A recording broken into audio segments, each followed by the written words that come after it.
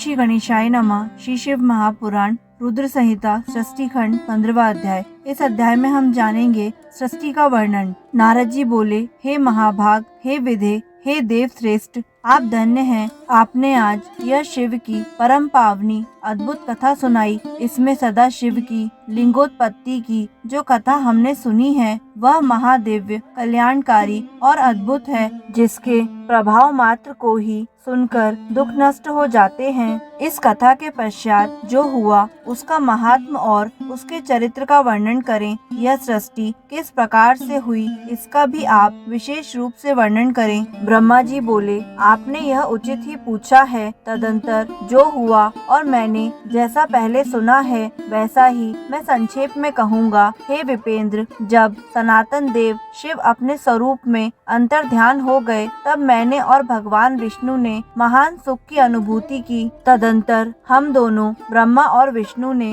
अपने अपने हंस और वाराह रूप का परित्याग किया। सृष्टि संरचना और उसके पालन की इच्छा से हम दोनों उस शिव की माया के दोनों प्रकारों से घिर गए। नारद जी बोले, हे विधे, हे महाप्राज्ञ ब्राह्मण, मेरे हृदय में महान संदेह है। अतुलनीय कृपा करके शीघ्र ही उसको नष्ट करें। अन्य रूपों को छोड़कर आप दोनों ने हंस और वाराह का ही रूप क्यों धारण किया? इसका क्या कारण है, बताइए। सूत जी बोले, महात्मा नारद जी का यह वचन सुनकर ब्रह्मा ने शिव के चरणाविंदों का स्मरण करके आदर पूर्वक यह कहना प्रारंभ किया। ब्रह्मा जी बोले, हंस की निश्चल गति ऊपर की ओर गमन करने में ही होती है। जल और दूध को पृथक पृथक करने के समान तत्व और अतत्वों को भी जानने में वह समर्थ होता है। अज्ञान एवं ज्ञान के तत्व का विवेचन हंस ही कर सकता है। इसीलिए सृष्टिकर्ता मुझ ब्रह्मा ने हंस का रूप धारण किया। हे नारद, प्रकाश स्वरूप शिव तत्व का विवेक वह हंस रूप प्राप्त न कर सका, अतः उसे छोड़ देना पड़ा। सृष्टि संरचना के लिए तत्पर प्रवृत्ति को ज्ञान की प्राप्ति कैसे हो सकती है? जब हंस रूप में मैं नहीं जान सका तो मैंने उस रूप को छोड़ दिया। नीचे की ओर जाने में वाराह की निश्चल गति होती है, इसलिए विष्णु ने उस सदाशिव के अद्भुत लिंग के मूल भाग में पहुंचने की इच्छा से वाराह का ही रूप धारण किया। अथवा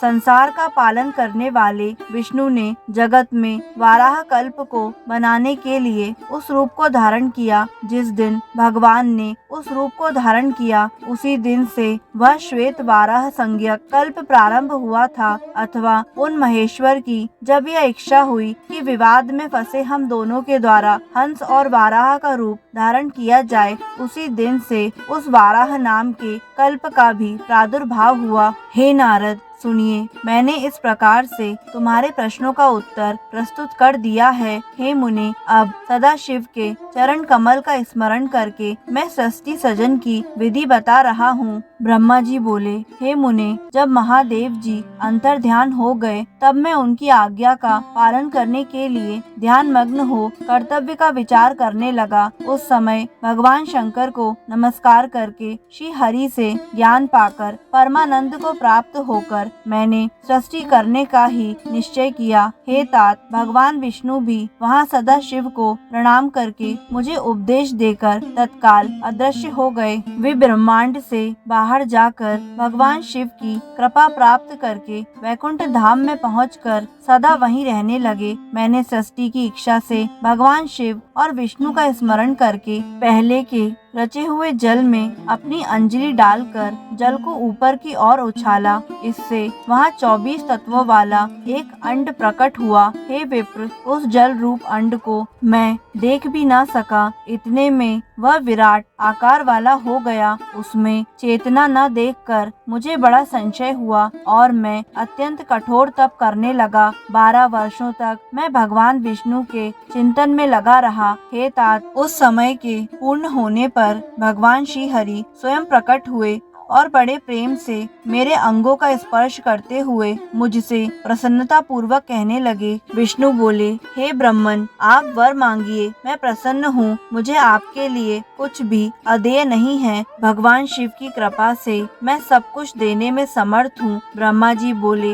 हे महाभाग, आपने जो मुझ पर कृपा की है वह सर्वथा उचित ही है, क्योंकि भगवान शंकर ने मुझे आपके हाथों में सौंप दिया था। हे विष्णु, आपको नमस्कार है। आज मैं आपसे जो कुछ मांगता हूँ उसे दीजिए। हे प्रभु, यह विराट रूप तथा 24 तत्वों से बना हुआ अंड किसी तरह चेतन नहीं हो रहा है, यह जड़ी भूत दिखाई देता है। हे हरे, इस समय भगवान शिव की कृपा से आप यहाँ प्रकट हुए हैं, अतः शंकर की शक्ति से संभूत इस अंड में चेतनता लाइए। मेरे ऐसा कहने पर शिव की आज्ञा में तत्पर रहने वाले महाविष्णु ने अनंत रूप का आश्रय लेकर उस अंड में प्रवेश किया। उस समय उन परम पुरुष के सहस्त्रों मस्तक, सहस्त्रों नेत्र और सहस्त्रों पैर थे। उन्होंने भूमि को सब ओर से घेर कर उस अंड को व्याप्त कर लिया। मेरे द्वारा भली भांति स्तुति किए जाने पर जब श्री विष्णु ने उस अंड में प्रवेश किया, तब वह 24 तत्वों वाला अंड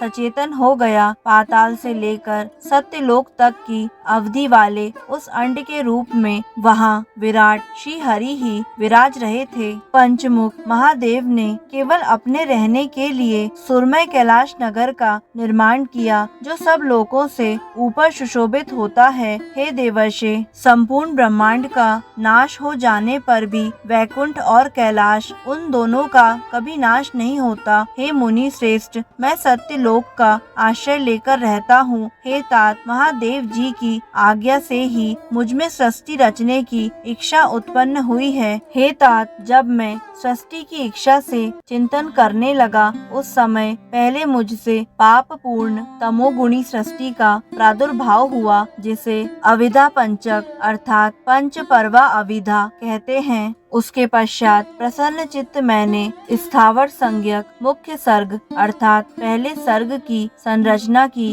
जो सृष्टि सामर्थ्य से रहित था। पुनः शिव की आज्ञा से मैंने ध्यान किया। उस मुख्य सर्ग को वैसा देखकर अपना कार्य साधने के लिए सृष्टि करने के इच्छुक मैंने दुख से परिपूर्ण तिर्यक स्त्रोत अर्थात तिरछे उड़ने वाले सर्ग अर्थात दूसरे सर्ग का सृजन किया। वह भी पुरुषार्थ साधक नहीं था। उसे भी पुरुषार्थ साधन की शक्ति से रहित जानकर जब मैं पुनः सृष्टि का चिंतन करने लगा, तब मुझसे शीघ्र ही तीसरे सात्विक सर्ग का प्रादुर्भाव हुआ, जिसे ऊर्ध स्त्रोत कहते हैं। यह देव सर्ग के नाम से विख्यात हुआ। यह देव सर्ग सत्यवादी तथा अत्यंत सुखदायक है। उसे भी पुरुषार्थ साधन से रहित मानकर मैंने अन्य सर्ग के लिए अपने स्वामी श्री शिव का चिंतन आरंभ किया। तब भगवान शंकर की आज्ञा से एक रजोगुणी सृष्टि का प्रादुर्भाव हुआ, जिसे अर्वाक स्त्रोत अर्थात चौथा सर्ग कहा गया है, जो मनुष्य सर्ग कहलाता है। वह सर्ग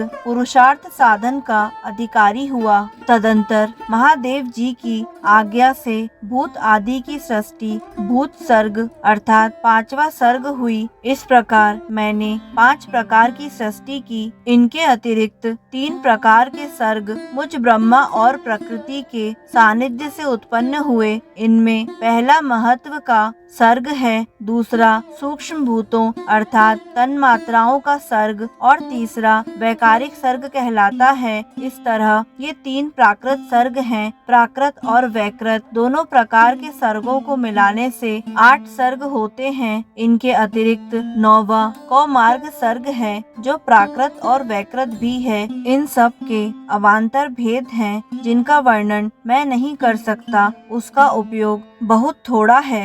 अब मैं द्विजात्मक सर्ग का वर्णन कर रहा हूँ। इसी का दूसरा नाम कौमार्ग सर्ग है, जिसमें सनक सनंदन आदि कुमारों की महान सृष्टि हुई है। सनक आदि मेरे 5 मानस पुत्र हैं, जो मुझ ब्रह्मा के ही समान हैं। वे महान वैराग्य से संपन्न तथा उत्तम व्रत का पालन करने वाले हुए उनका मन सदा भगवान शिव के चिंतन में ही लगा रहता है। वे संसार से विमुख एवं ज्ञानी हैं। उन्होंने मेरे आदेश देने पर भी सृष्टि के कार्य में मन नहीं लगाया। हे मुनि श्रेष्ठ, सनकादि कुमारों के दिए हुए नकारात्मक उत्तर को सुनकर मैंने बड़ा भयंकर क्रोध प्रकट किया, किंतु हे नारद, मुझे मोह हो गया। हे मुने, क्रोध और मोह से विहल मुझ ब्रह्मा के नेत्रों से क्रोधवश आंसू की बूंदें गिरने लगी। उस अवसर पर मैंने मन ही मन भगवान विष्णु का स्मरण किया। वे शीघ्र ही आ गए और समझाते हुए मुझसे कहने लगे, आप भगवान शिव की प्रसन्नता के लिए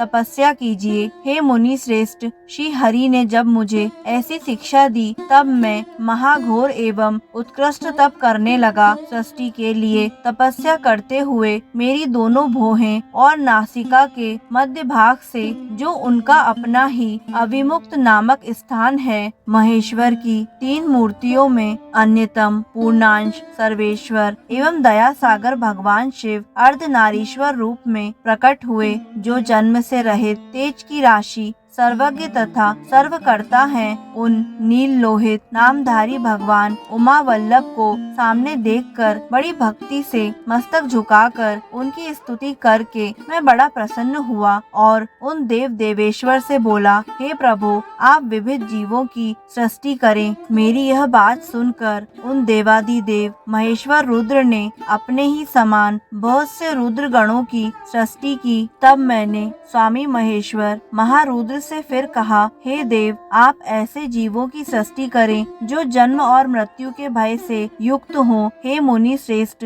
मेरी ऐसी बात सुनकर करुणा सागर महादेव जी हंसकर मुझसे कहने लगे। महादेव जी बोले, विधे, मैं जन्म और मृत्यु के भय से युक्त अशोभन जीवों की सृष्टि नहीं करूँगा, क्योंकि वे कर्मों के अधीन होकर दुख के समुद्र में डूबे रहेंगे। मैं तो गुरु का स्वरूप धारण करके उत्तम ज्ञान प्रदान कर दुख के सागर में डूबे हुए उन जीवों का उद्धार मात्र करूँगा, उन्हें पार करूँगा। हे प्रजापति, दुख में डूबे हुए समस्त जीवों की सृष्टि तो आप करें। मेरी आज्ञा से इस कार्य में प्रवृत्त होने के कारण आपको माया नहीं बांध सकेगी। ब्रह्मा जी बोले, मुझसे ऐसा कहकर श्रीमान भगवान नील लोहित महादेव मेरे देखते ही देखते अपने पार्षदों के साथ तत्काल अंतर ध्यान हो गए। इस प्रकार श्री शिव महापुराण के अंतर्गत द्वितीय रुद्र संहिता के प्रथम खंड में सृष्टि उपक्रम में रुद्र अवतार आविर्भाव वर्णन नामक 15वां अध्याय पूर्ण हुआ।